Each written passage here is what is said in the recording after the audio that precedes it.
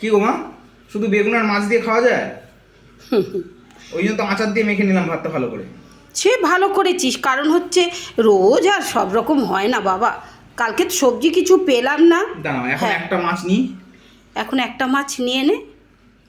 বাবা, আর পমফ্রেট হচ্ছে বা আলুও দিয়েছো? পমপ্লেট মাছে একটা আলু দিলাম। তুই তো আলু আলু করিস, এর মধ্যে এ চলে না। দে, আমি দিয়ে দিচ্ছি, তুই দে। এই তো আমি ঝোলটা দাও, তোকে তুমি দিয়ে দাও, দিচ্ছি, এর দে। পাশেই দাও।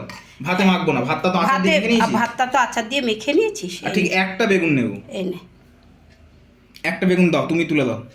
তুই বরঞ্চ আরেকটা মাছ নে। নে বেগুন নে, বেগুন তুল না, তুই তুলে খা না।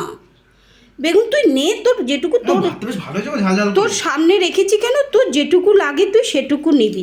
তোকে আমি আরেকটা মাছ দিচ্ছি, আজ তো সেরকম হয়নি, তোকে আরেকটা মাছ দিলাম। হ্যাঁ, আজ তো সেরকম পদ হয়নি, এই দুটো মাছ ছাড়া তুই খেতে পারবি না বাবা।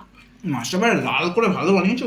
লাল করে বানিয়েছি, ধীরে ধীরে রান্না করতে হয়। রান্না সবসময় বন্ধুরা জানো, রান্নাতে তাড়াহুড়ো করলে হবে না, রান্নাটা ধীরে ধীরে করতে হবে। চাপা দিয়ে দিয়ে রান্না করলে সে রান্নার টেস্ট হবেই। রান্না তাড়াহুড়ো করি না আমি কখনো, রান্না করতে ভালোবাসি, রান্নাটা খুব মন দিয়ে করি। সেজন্য সত্যি কথা বলতে খেতেও ভালো হয়, শুধু দেখতেই যে ভালো হয় তা না, খেতেও ভালো হয়। হয়তো বলবে আপনি নিজেরটা নিজেই বলছেন, বলছি যেটা সত্যি সেইটা বলছি, আমি মিথ্যে বলি না, মিথ্যে বলতে ভালোবাসি না। কিরম ভালো লাগছে না বাবু খেতে? দারুণ দারুণ। এইরকম করে কোনো কথা হবে? বলছে কোনো কথা হবে না। একটু মাছ খা, বন্ধুদের একটু দেখা পমপ্লেট মাছটা কেমন হয়েছে, একটু খা। একটু বেগুন নিলাম। হ্যাঁ, ওহ, এক কামড়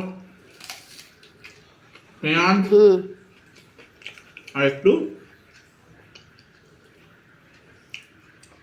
মাছ।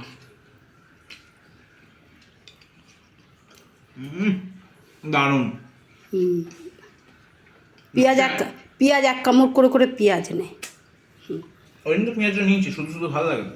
হ্যাঁ হ্যাঁ, ওর জন্য আমি দিয়েছি, যেটুকু ভালো লাগলো খাবি, আর ভালো না লাগলে খাবি না। আবার এক পেঁয়াজ নিয়ে নে।